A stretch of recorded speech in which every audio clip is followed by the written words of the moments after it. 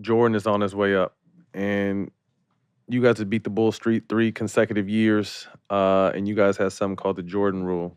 Yeah. Talk to us about that. Another thing you would have liked, Matt, because push him left. That's your Jordan rule right there.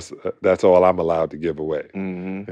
It's still top secret. But we gonna be there. The deal is this: you push him left, right? If he catches the ball on the left side, push him left. He's not going to pass it, right? Kobe is not the chucker. Michael is the chucker.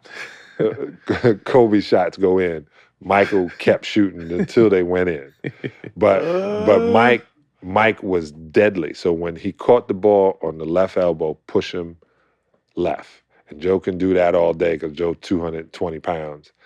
And when he picks the ball up, go back to your man because he's not going to pass it. He's listening to John Salley explain the Jordan rules makes it clear to me that it wasn't basketball. It was basketball, but it was like warfare, physically and mentally.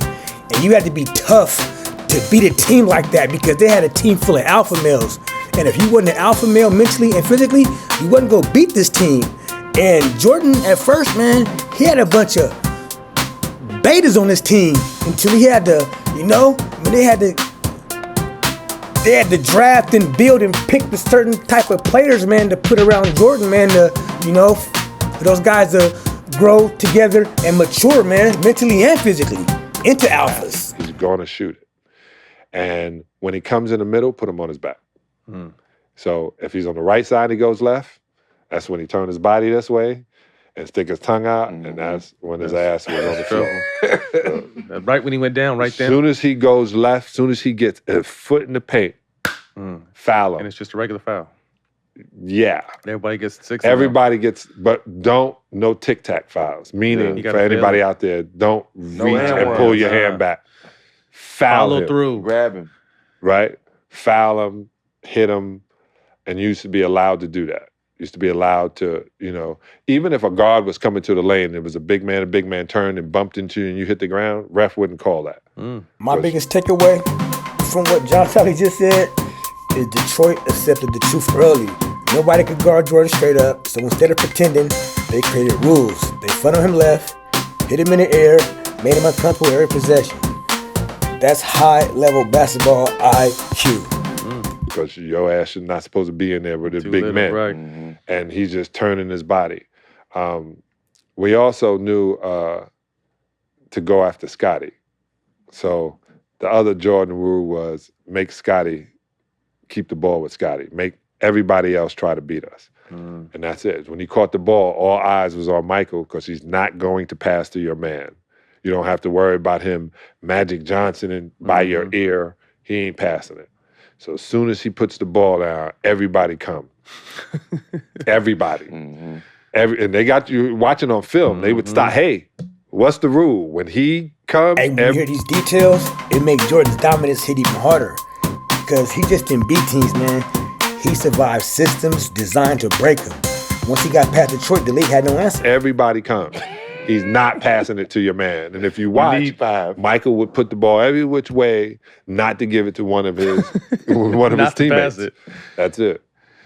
You got a chance to play with him later. Did you guys ever discuss what it was about, the reasoning? Because, he openly said, that got him better. Yeah. You know what I mean? Have you guys ever discussed being teammates at one point? Yeah. When I they didn't have to ask him, but when I came onto the team, he said, you wear Nike, right, Sal? I said, yes, sir. Got it. Sir. He said, what size you wear? I said, 15. He's like, all right, that's what's up. That's what's up. Just making sure you ain't, doing no craziness over there. The next day I came in, my whole locker was full of Alonzo Mourning sneakers. Because Alonzo used to get them first, and they were red and white, and then I got them. I was like, good looking. He said, yeah, that was that. And he would always ask us questions. He would ask Dennis questions, but Dennis didn't have answers. He said Dennis didn't have answers. He didn't have answers. He would ask Buddha, and he said, man, when we would come in, and like I said, if we knew that we was in his head. So let's be clear. The Jordan rules today would get teams fined, suspended, and canceled. But back then, the league allowed it, and the Pistons took full advantage of it. That's why this story matters. It shows how brutal the NBA used to be and why legends from that era carry a different kind of respect. We would have never lost. We didn't know how intense or how much we were in his head. I remember we were playing, and I go in and I see him. I said, after the game, he goes, yeah, after the game. He said, I got the Ferrari. I'm going to show you. I said, oh, I can't wait. We beat him. I come out and said, what's up? Man, get away from me. What happened? Get away from me. I was like, damn, he's sensitive. Like, hate losing. Where I'm going to eat tonight? You know what I'm saying? Like I said, I was intense when those numbers was up. I would very, very focused. But when we would talk, he would ask us, did we try to hurt him? We were like, nah, if you went left, we hit you. If we went left in the middle, we stopped you in the paint. Because he can ignite a whole nation by dunking on somebody. And you can see sometimes he would go and we would all come and then he would try to get a shot off and hit the floor. We're not catching him, step over him and keep running. And we knew that his teammates looked to him for everything. Everything. And we would punk everybody.